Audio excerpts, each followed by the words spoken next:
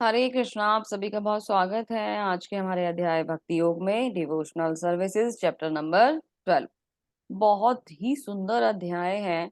अभी तक हम लोग जो भक्ति योग पढ़ते आ रहे थे उसका एक तरीके से कंक्लूजन इस चैप्टर में आएगा। इस चैप्टर में भगवान हमें सारे ऑप्शन दे देंगे, हम किस किस प्रकार से भगवान की भक्ति कर सकते हैं और अपनी अनर्थ निवृत्ति कर सकते हैं। भगवान हमें हर तरीका बता देंगे।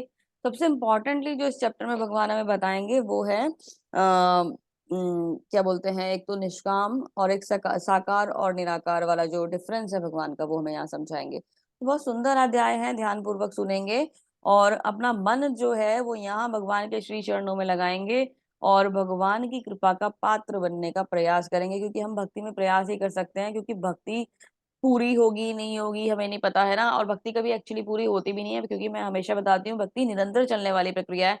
और भगवान जो है ना वो हमारा प्रयास ही देखते हैं भक्ति में, क्योंकि भक्ति कोई डेस्टिनेशन नहीं है, भक्ति का कोई परसेंटेज उस हिसाब से अभी हमारे लिए नहीं है, क्योंकि हम लोग उसी लेवल के भक्त नहीं है। तो हम धीरे धीरे प्रयास कर रहे हैं और भगवान प्रयास पर ही रिजल्ट दे देते हैं, ये रियलिटी है। ये मैं आपको ऐसे ही बातें नहीं कह रही हूँ। आपका मन जितना शुद्ध होगा, जितना भगवान की तरफ भक्ति में बढ़ेगा, वो प्रयास को देखकर भगवान आपको उतनी जल्दी अपनाना शुरू कर देंगे। तो भगवान का प्रेम पाने के लिए सभी रेडी हैं। भक्ति योग आज यहाँ खत्म हो जाएगा। 12वां अध्याय भक्ति योग को संपूर्ण कर देगा और कल से हमारा ज्ञान योग के चैप्टर शुरू हो जाएंगे। तो भक्ति योग में तो जरा कम लोगों को इंटरेस्ट आया, हमारी परसेंटेज बहुत डाउन हो गई, लेकिन मुझे उम्मीद है कि शायद ज्ञान अर्जित करने के लिए शायद लोग आ जाएं, सब स्टूडेंट्स आ जाएं, डिवोटीज आ जाएं और कल से थोड़ा सा यहाँ नंबर्स बढ़ जाएं। ये रिक्वेस्ट है मेरी आप लोगों से। आपने ये जर्नी शुरू करी है, कृपया करके इस जर्नी को पूरा कर लीजिए। अगर केवल और केवल रिकॉर्डिंग पे बेस्ड हो गए हैं तो प्लीज लाइव सेशंस में आइए, क्योंकि मॉर्निंग वाइब्स आपके लिए बहुत पावरफुल होती हैं, बहुत पॉजिटिव होती हैं और बहुत ही ज्यादा इफेक्टिव होती हैं। तो भगवान के नाम का स्मरण मॉर्निंग में करा जाए, है ना, लाइव आके करा जाए तो और ही आनंद देता है। तो चलिए स्टार्ट करेंगे इस अध्याय को। हरे कृष्णा। अर्जुन प्रश्न करते हैं भगवान से। क्या प्रश्न करते हैं? अर्जुन उवाचा एवं सतति युक्ता ये भक्तस्तवाम पर्य उपासते ये चाप्यक्षरम व्यक्तम तेषा के योग वित्तमाम। अर्जुन ने पूछा, जो आपकी सेवा में सदैव तत्पर रहते हैं या जो अव्यक्त निर्विशेष ब्रह्म की पूजा करते हैं, इन दोनों में से अधिक पूर्ण सिद्ध किसे माना जाए? तो अभी पूछ रहे हैं अर्जुन, निर्विशेष ब्रह्म की पूजा यानी की पूजा करते हैं या जो आपके साकार रूप की पूजा करते हैं, उनमें से कौन ज्यादा विशेष है? मुझे ये बताइए, कौन ज्यादा बेहतर है? अर्जुन प्रश्न कर रहे हैं भगवान से। तो प्रभुपाद जी इसको समराइज कर रहे हैं, इस क्वेश्चन को यहाँ पे तात्पर्य परपट बताते हैं अपना। सामान्यतः आध्यात्मिक वादियों को दो श्रेणियों में विभाजित किया जाता है, निर्विशेषवादी और सगुणवादी। सगुणवादी भक्ति की अपनी संपूर्ण शक्ति से परमेश्वर की सेवा करता है। निर्विशेषवादी भी कृष्ण की सेवा करता है, किंतु प्रत्यक्ष रूप से नहीं करके वह अप्रत्यक्ष ब्रह्म का ध्यान करता है। इस अध्याय में हम देखेंगे कि परम सत्य की अनुभूति विभिन्न विधियों में भक्ति योग सर्वोत्कृष्ट है। यदि कोई भगवान की सानिध्य चाहता है तो उसे भक्ति करनी चाहिए। जो लोग भक्ति के द्वारा परमेश्वर की प्रत्यक्ष सेवा करते हैं वे सगुणवादी कहलाते हैं। जो लोग निर्विशेष ब्रह्म का ध्यान करते हैं निर्विशेषवादी कहलाते हैं। यहाँ पर अर्जुन पूछता है कि इन दोनों में से कौन श्रेष्ठ है। यद्यपि परम सत्य के साक्षात्कार के अनेक साधन है, किंतु इस अध्याय में कृष्ण भक्ति योग का सर्वश्रेष्ठ मानते हैं। तो अभी बात क्या है? दो तरीके हैं, है ना। एक है निर्विशेषवाद, यानी कि निराकार रूप का ध्यान करना, जिसमें हम बैठ जाते हैं, चिंतन करते हैं ना, और भगवान की ज्योति पर ध्यान केंद्रित करते हैं, है ना। भगवान के शरीर से निकलने वाला जो ऑरा है उसको कनेक्ट करने की कोशिश करते हैं। एक तरीका है भगवान के साकार रूप के दर्शन करना और उनका श्रृंगार करना, उनको भोग लगाना, उनको सेवाएं अर्पित करना, उनका मतलब खुद को उनको देख कर, उनके दर्शन पाकर खुद का शुद्धिकरण करना, उनसे मन लगाना और फिर भगवान को सेवाएं करते हुए उनकी भक्ति करना। तो अर्जुन का प्रश्न ये है, दोनों में से श्रेष्ठ कौन सा है? तो भगवान प्रभुपाद जी ने बता भी दिया कि भक्ति योग को सबसे श्रेष्ठ बताते हैं। है तो वो भी भगवान की भक्ति, लेकिन बस ऐसे है कि जैसे ना आपने सुगंध तो ले ली, सुगंध तो आपको बहुत अच्छी लग रही है, पर आपको ये पता नहीं कि वो फूल कैसा दिखता होगा। ऐसी वाली भक्ति है निर्विशेष भक्ति। और साकार भक्ति क्या है, सगुण भक्ति क्या है? माता जी, प्रभु जी, किन्हीं के माइक अगर अनम्यूट वो है, हाँ अनम्यूट है तो प्लीज उन्हें म्यूट कर दीजिए। तो निर्विशेष भक्ति क्या है? निर्विशेष भक्ति है कि जब हम भगवान को निर्विशेष भक्ति, हाँ निर्विशेष तो ये हो गई कि हम वो देख रहे हैं, सुगंध ले रहे हैं। और साकार क्या है कि हम पूर्ण रूप से भगवान कैसे दिखाई देते हैं, कितने सुंदर हैं। आप देखो, आप इस्कॉन में जाते हो, है ना? वहाँ पे जाके आप श्री विग्रह के दर्शन करते हो।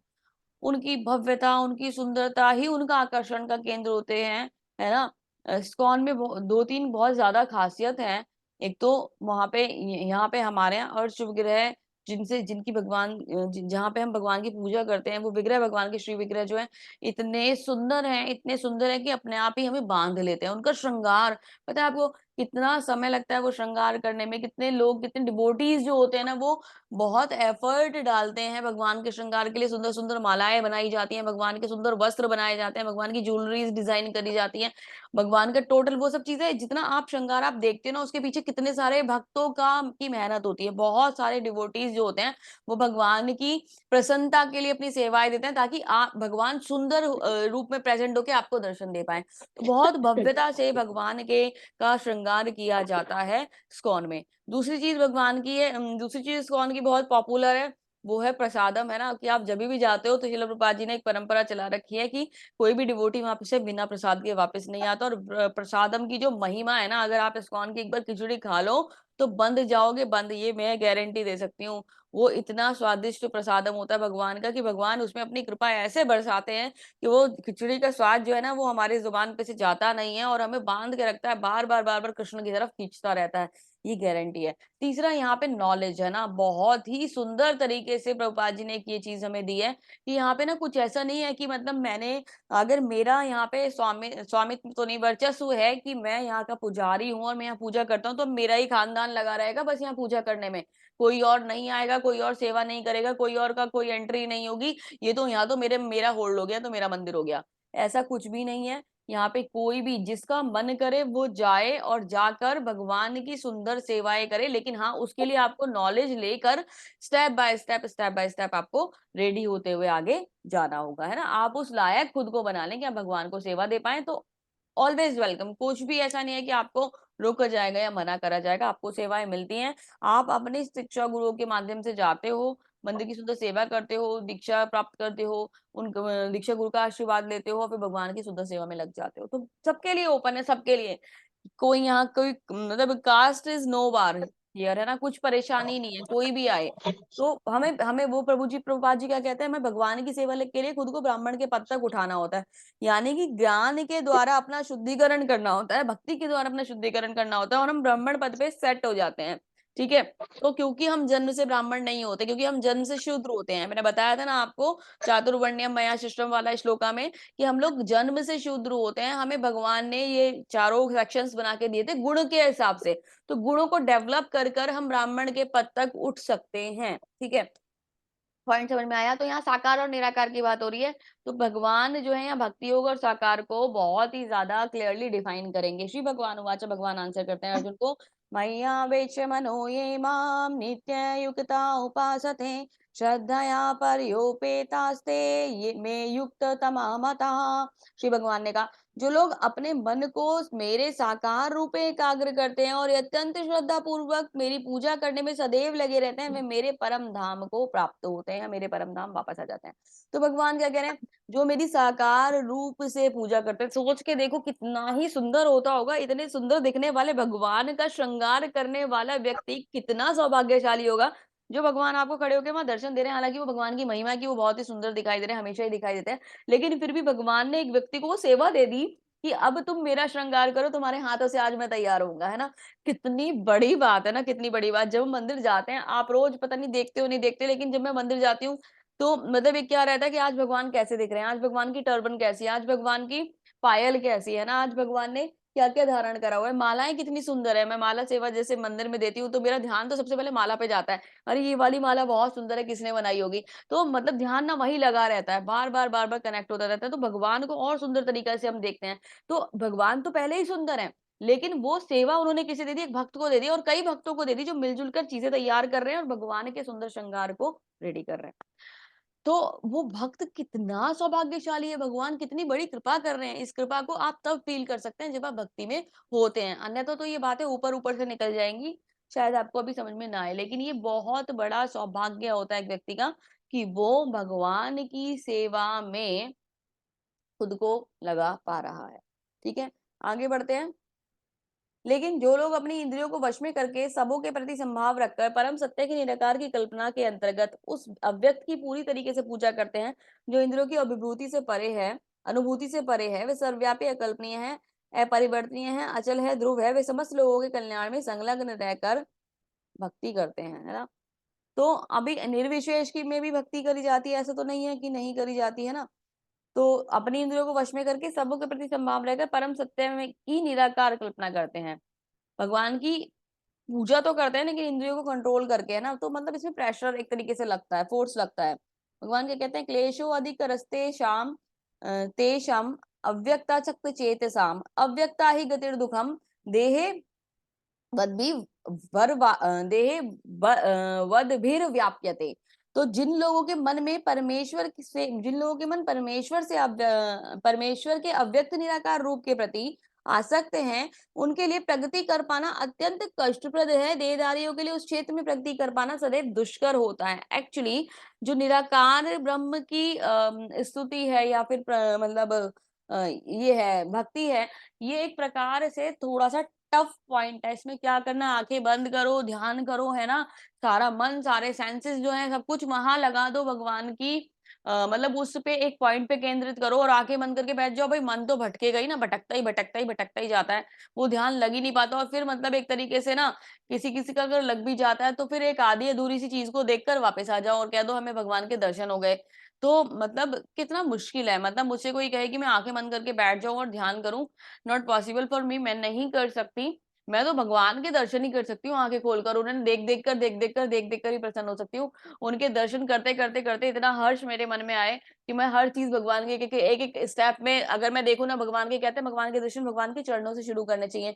तो धीरे धीरे धीरे धीरे आप भगवान के श्रीमुख तक पहुंचे, तो ये अपने आप में ऑटोमेटिकली एक प्रकार का मेडिटेशन है और भगवान पर ध्यान केंद्रित करने का एक तरीका है। तो हम आंखें खोल कर जब भगवान पे ध्यान केंद्रित कर सकते हैं, तो बंद कर कर क्यों करें, क्यों अपने आप को जबरदस्ती के एक फोर्स लगाएं अपने ऊपर कि भाई आंखें बंद कर और ध्यान कर, अब तुझे भगवान दिखेंगे। भाई मुझे तो ऐसा नहीं लगता, मुझे तो नहीं लगता कि मुझे ऐसा करना चाहिए, ठीक है।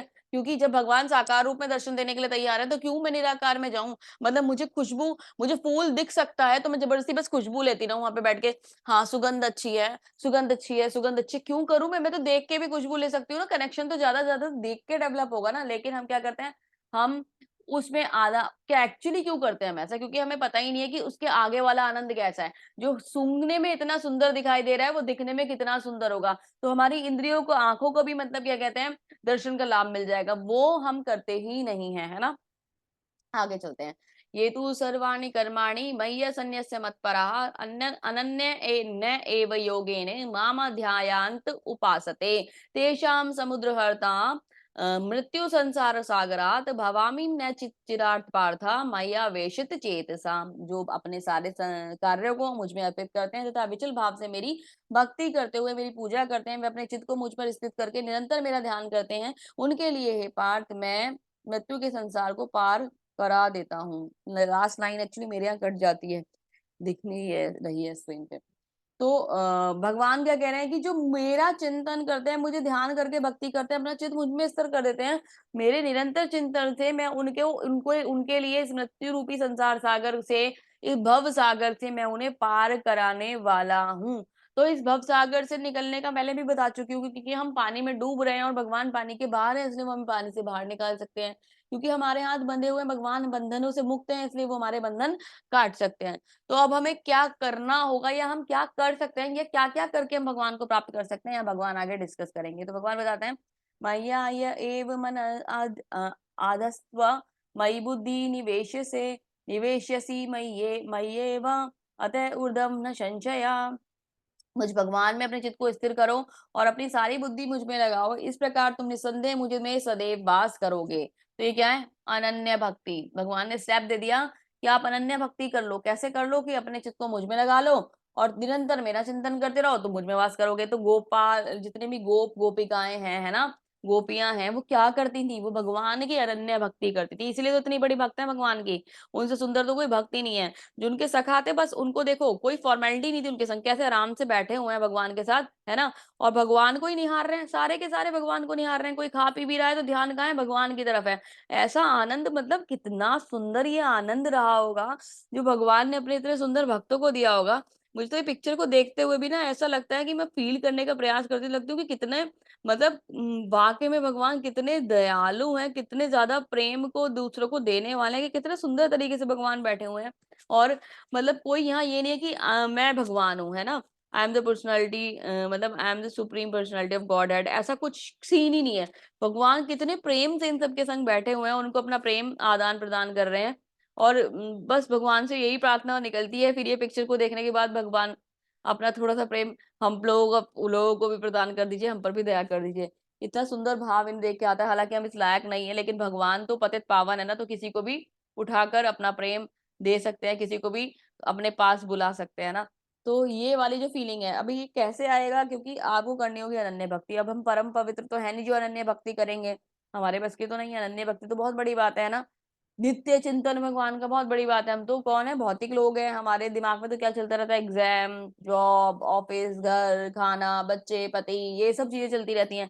तो हम लोग ये नहीं कर सकते। तो भगवान कह रहे हैं करने के लिए कर सकते हैं, बहुत शुद्ध भक्त भी होते हैं भगवान के, करते हैं, लेकिन हम, मैं तो पर्टिकुलरली अगर अपनी बात करूँ तो मुझ जैसे मूर्ख व्यक्ति के लिए भगवान कह रहे हैं कि तुम्हारे से अनन्य भक्ति नहीं होगी। तो भगवान क्या कहेंगे, जिनसे अनन्य भक्ति नहीं होती, भगवान ने उनको सोल्यूशन आगे देंगे भगवान अभी उनके लिए। उससे पहले बता रहे हैं, हे अर्जुन, अतः चित्त समधातुम न न शक्नोषि मयि स्थिरम अभ्यास योगेन ततो मामि छाप्तुम धनंजया। हरे कृष्णा।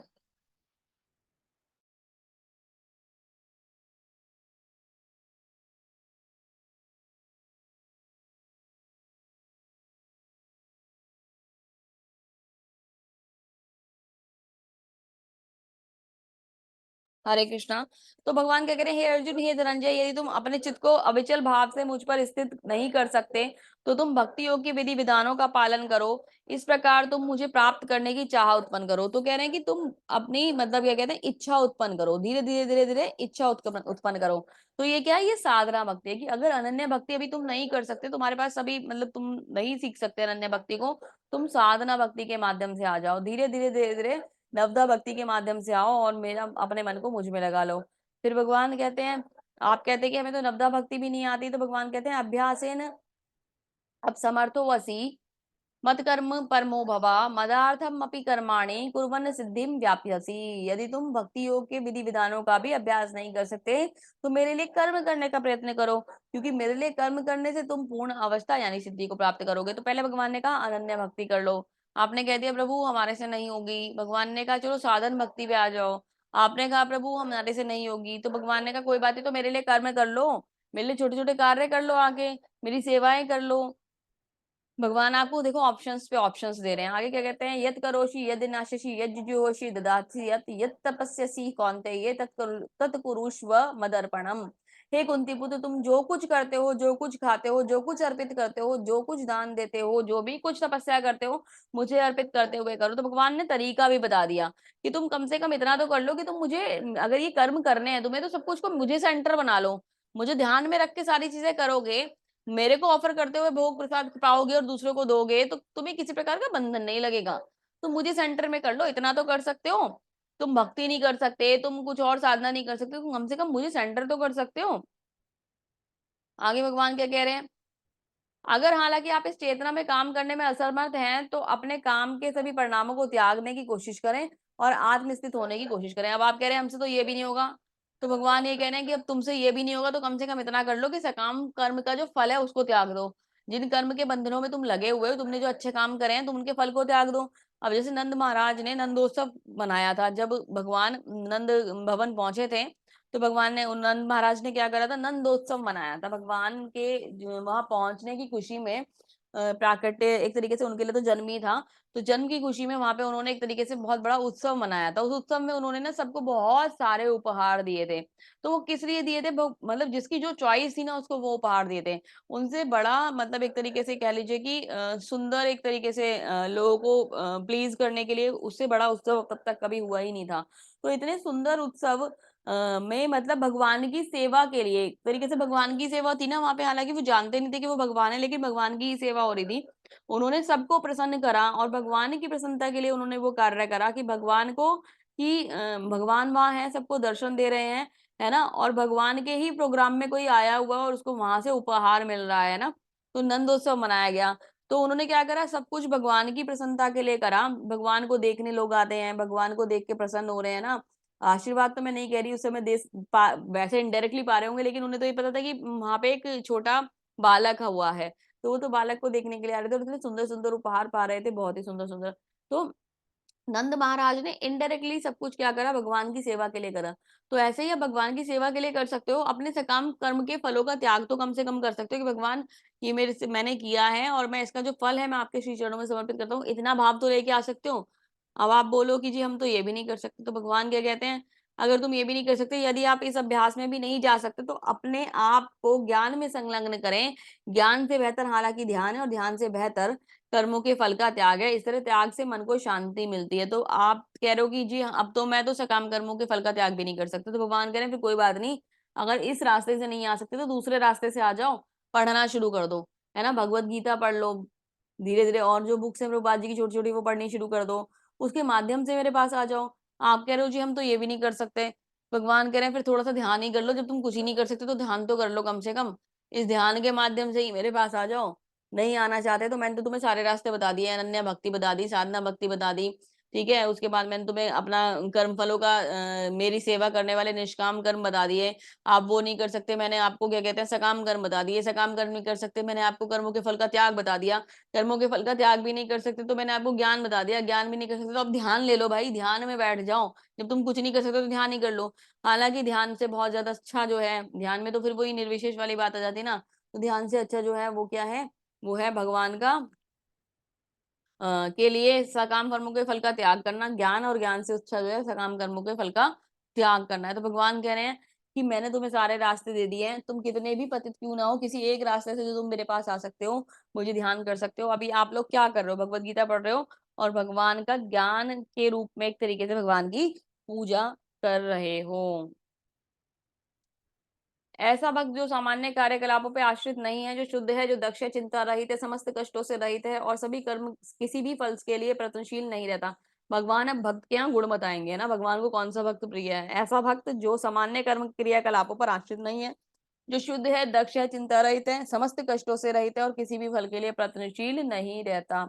जो किसी से द्वेष नहीं करता लेकिन सभी जीवों के लिए दयालु मित्र है, जो अपने को स्वामी नहीं मानता और मिथ्या अहंकार से मुक्त रहता है, जो सुख दुख में सम्माव रहता है, सहिष्णु है, सदैव आत्मसंतुष्ट रहता है, आत्मसंयमी है तथा जो निश्चय के साथ मुझ में मन तथा बुद्धि को स्थिर करके भक्ति में लगा रहता है, ऐसा भक्त मुझे अत्यंत प्रिय है।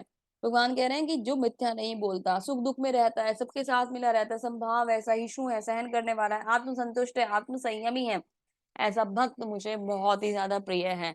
और इन सबके लिए भगवान सुंदर अपने एग्जाम्पल भी देते हैं। देखो सुदामा जी की कितनी सुंदर सेवा करी थी भगवान ने। जब सुदामा जी वहाँ आए थे, भगवान इतने बड़े राजा, है ना? भगवान इतने मतलब स्वयं भगवान और उसके बाद एक ब्राह्मण की सेवा कर रहे हैं, चरण सेवा कर रहे हैं ब्राह्मण की, क्योंकि ब्राह्मणों का पद बहुत ऊँचा होता था, बहुत ही ज़्यादा ऊँचा होता था। इसलिए ब्राह्मण की सेवा कर रहे हैं, हालाँकि सुदामा जी के पास तो कुछ भी नहीं था, है ना? वो तो एक मुट्ठी चावल लेके आए थे भगवान के लिए, तो उनका जो पद था ना बहुत ज़्यादा ऊँचा था। जिससे किसी को कष्ट नहीं पहुँचता, जो अन्य किसी के द्वारा विचलित नहीं किया जा सकता, जो दुःख में, सुख-दुःख में, भय चिंता में संभाव रहता है, वो मुझे अत्यंत प्रिय है। तो भगवान कह रहे हैं कि मुझे ऐसा भक्त प्रिय है जो कभी विचलित नहीं होता, है ना? कभी भी भटकता नहीं है, मुझे वो भक्त प्रिय है। जो कभी ना हर्षित होता हो, ना शोक करता हो, ना पछताता हो, ना इच्छा करता हो, शुभ-अशुभ दोनों प्रकार की वस्तुओं का परित्याग कर देता है, ऐसा भक्त मुझे अत्यंत प्रिय है। प्रहलाद महाराज जी देख लो, कोई चिंता नहीं। जो कुछ होगा भगवान सँभाल लेंगे। जो कुछ भगवान की इच्छा होगी वो अपने आप कर लेंगे। मुझे कुछ करना ही नहीं है, मुझे सिर्फ़ उनका चिंतन करना है। अब ये हाथी मेरे सर पे पैर रख दे, ये राक्षस मुझे मार डालें, मुझे खाई से गिरा दिया जाए, मुझे अग्नि में जला दिया जाए, कुछ भी हो जाए, मुझे इस बात से फ़र्क पड़ता ही नहीं है। मैं तो रेडी बैठा हुआ हूँ, अब जो होगा भगवान सँभाल लेंगे। तो उन्हें चिंता ही नहीं है इस बात की, है ना? जो मित्रों तथा शत्रुओं के लिए समान है, जो मान तथा अपमान, शीत तथा गर्मी, सुख तथा दुःख, यश तथा अपयश में संभाव रहता है, जो दूषित संगति से सदैव मुक्त रहता है, जो सदैव मौन और किसी भी वस्तु से संतुष्ट रहता है, जो किसी प्रकार के घर-बार की परवाह नहीं करता, जो ज्ञान में दृढ़ है और जो भक्ति में संलग्न है, ऐसा पुरुष मुझे अत्यंत प्रिय है। तो भगवान बता रहे हैं कि कौन-कौन भगवान को प्रिय हैं।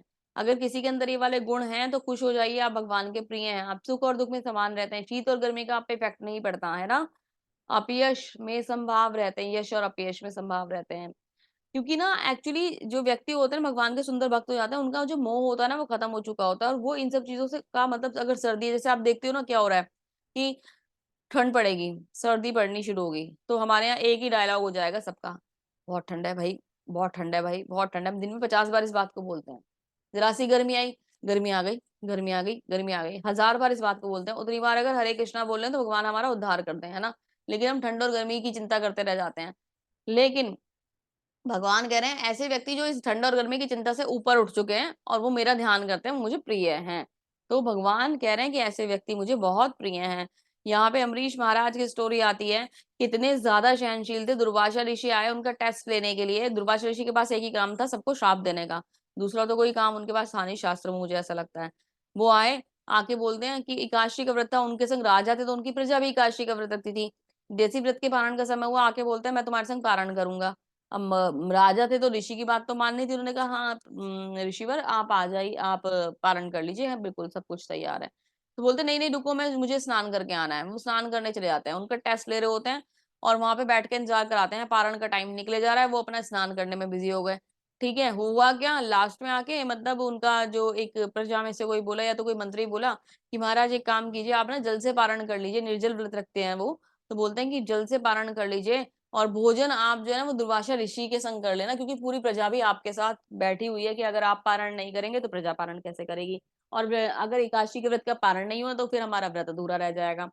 तो वो क्या करते हैं वो बात को मान जाते हैं और जल लेने के लिए तैयार हो जाते हैं। जैसे ही वो जल लेने के लिए तैयार होते हैं तो उधर से दुर्वासा ऋषि प्रकट हो जाते हैं। जैसे वो तो इसी इंतजार में बैठे थे कि कब तक पारण नहीं करेगा और फिर उन्हें ना श्राप देने वाले होते हैं। श्राप देने वाले होते हैं और वो राक्षस को ना श्राप नहीं देने वाले होते शायद, हाँ, श्राप ही देने वाले होते हैं और एक राक्षस को निकालते हैं और उन्हें मारने मतलब उनके सर के बाल से एक राक्षस उत्पन्न करते हैं और उनको वहीं भस्म करने वाले होते हैं। जैसे ही वो उनको वहाँ पे भस्म करने वाले होते हैं, तुरंत से एक सुदर्शन चक्र आता है और पहले उस राक्षस को भस्म करता है और फिर दुर्वासा ऋषि के पीछे भागना शुरू कर देता है। और दुर्वासा ऋषि आगे-आगे और वो चक्र पीछे-पीछे, दुर्वासा ऋषि आगे-आगे और वो चक्र पीछे-पीछे भागता रहता है। होता क्या है? होता ये है कि दुर्वासा ऋषि कहाँ जाते हैं? सबसे पहले वो जाते हैं ब्रह्मा जी के पास। ब्रह्मा जी से कहते हैं, "ब्रह्मा जी मेरे को स हेल्प कर दीजिए।" ब्रह्मा जी मना कर देते हैं, "मेरा कोई कंट्रोल नहीं है।" फिर जाता है शिव जी के पास, "मुझे हेल्प कर दीजिए।" बोलते हैं कि, "गलत जगह है और मेरा कोई कंट्रोल नहीं है, मैं इसमें नहीं कर सकता।" जिनका वेपन है वही हेल्प कर सकते हैं। फिर जाते हैं भगवान के पास, भगवान से कहते हैं, "भगवान मुझे हेल्प कर दीजिए।" तो भगवान से प्रार्थना करते हैं। भगवान साफ-साफ मना कर देते हैं कि, "मैं नहीं कर सकता, जिसके लिए सुदर्शन चक्र निकला है, वो ही तुम्हारी रक्षा कर सकता है।" भगवान उनको ले जाके उनसे कहते हैं कि जाओ और जाके अम्बरीश महाराज के चरणों में पड़ो और उनसे माफ़ी माँगो, अगर अब तो पावर उनके पास है, वही रोक पाएँगे। फिर वो जाते हैं और अम्बरीश महाराज से प्रार्थना करते हैं और माफ़ी माँगते हैं, तो अम्बरीश महाराज भगवान से प्रार्थना करते हैं कि भगवान इसे आप वापस ले लीजिए। फिर अम्बरीश महाराज की प्रार्थना को सुनकर वो सुदर्शन चक्र वापस जाते हैं और सुदर्शन चक्र वापस होता है और उसके बाद जो है ना, वो दुर्वासा ऋषि बच पाते हैं। तो देखो कि भगवान के जो भक्त होते हैं उसके लिए भगवान कितने ज़्यादा दयालु हैं कि अपने भक्त का तो भगवान बाल भी बांका ना होने दें। दुर्वासा ऋषि उन्हें कैसे समाप्त कर सकते थे? उन्होंने काशी का इतना सुंदर व्रत करा था। तो दुर्वासा ऋषि मतलब उनका टेस्ट एक तरीके से कर रहे थे लेकिन एग्ज़ाम्पल जो आते हैं भागवतम में हमारे लिए आते हैं कि अगर हम सही रास्ते पर हैं, तो हमारे भगवान जो हैं वो हमारी हर पथ पर, हमारे हर रास्ते पर, हर हर पग पर हमारी चिंता करते हैं और हमें हेल्प करते हैं। दिखाई ना दे वो एक अलग बात है, लेकिन रियलिटी में भगवान हमारे साथ होते हैं और हमारी हेल्प करते हैं। ये तु धर्मार्थ अमृतमिदं यथोक्तं पर्य उपासते श्रद्धानां मत्परां भक्तास्तेतीव भक्ताम अस्ते अस्ते अतीव में प्रिया। जो इस भक्ति में अमर पथ का अनुसरण करता है और जो मुझे ही अपने चरम लक्ष्य बनाकर श्रद्धा सहित पूर्ण रूपेण संलग्न रहता है, वे भक्त मुझे अत्यधिक प्रिय हैं। तो भगवान कह रहे हैं कि मुझे ही ध्यान करने वाला, मेरे ही बारे में सोचने वाला, मुझे ही लक्ष्य बनाने वाला, मेरी ही सेवाओं में लगे रहने वाला भक्त मुझे अत्यंत प्रिय है। इस अध्याय में परम सत्य की जो निराकार धारणा है वह वर्जित है। उसकी सुसंस्तुति उस समय तक के लिए की गई है जब तक मनुष्य आत्म साक्षात्कार के लिए अपने आप को समर्पित ना कर दे। दूसरे शब्दों में, जब तक उसे शुद्ध भक्ति की संगति करने का अवसर प्राप्त नहीं होता, तब तक के लिए निराकार धारणा लाभप्रद हो सकती है। परम सत्य की निराकार धारणा में मनुष्य के कर्मफल के बिना कर्म करता है और आत्मा पदार्थ का ज्ञान प्राप्त करने के लिए ध्यान करता है। यह तभी तक आवश्यक है जब तक शुद्ध भक्ति की संगति प्राप्त ना हो। सौभाग्यवश यदि कोई शुद्ध भक्ति की संगति में कृष्ण भावनामृत में संलग्न हो जाता है, तो उसे आत्म साक्षात्कार के इतने सोपान पार नहीं करने होते। भगवद गीता के मध्य 6 अध्यायों में जिस प्रकार भक्ति का वर्णन हुआ है, वह अत्यंत हृदयग्राही है। तो प्रभुपाद जी ने इस चैप्टर को समराइज कर दिया। क्या बताया? कि निराकार तब तक सही है जब तक आपको साकार के लिए कोई माध्यम ना मिल जाए, शुद्ध भक्त ना मिल जाए। जिस समय आपको साकार के लिए शुद्ध भक्त मिल जाता है, कृष्ण भावनामृत में आप जुड़ जाते हैं, उसको वहीं ड्रॉप कर दीजिए और भगवान की सुंदर भक्ति में आ जाइए। ठीक है, भगवान की भक्ति में लग जाइए और ये बहुत ही सुंदर है, क्योंकि भगवान की भक्ति से ज्यादा रस किसी और चीज में है ही नहीं। सबसे सबसे सबसे मीठा और सबसे रसीला अगर कुछ स्वाद है तो वो भगवान की भक्ति का है, प्रेम भक्ति का है भगवान की। उसका आनंद लेने का प्रयास कीजिए और जुड़ जाइए भगवान की सुंदर भक्ति में। तो ये 6 अध्याय थे, भक्ति योग के समाप्त हो गए हैं। इन बहुत सुंदर तरीके से प्रभुपाद जी ने हमें वर्णन करा भगवान की वाणी का, क्या क्या भगवान ने हमें समझाया, हमने यहाँ सीखा। हमें प्रयास करना चाहिए कि इन अध्याय में से हम कोई एक पॉइंट ले लें, कोई सी भी एक प्रकार से भक्ति का माध्यम चुन लें और उस माध्यम से हम भगवान के की जो भक्ति है उसमें आगे बढ़े। साधना के नवदा भक्ति के अलग अलग तरीके हैं, किसी एक के माध्यम से हम आगे बढ़े हैं और भगवान की सुंदर भक्ति में लग जाएं। बहुत ही सुंदर है भगवान की भक्ति, बहुत ही सुंदर है भगवान का प्रेम। मेरे कहने से कुछ भी नहीं होगा जब तक आप उसे फील नहीं करेंगे। तो भगवान के प्रेम को फील करना चाहते हैं तो भगवान से प्रेम करना शुरू कर दीजिए। इसी मैसेज के संग इस चैप्टर को यहीं कंप्लीट करते हैं। आप सभी का बहुत धन्यवाद अंत तक बने रहने के लिए। हरे कृष्णा। श्रील प्रभुपाद की जय।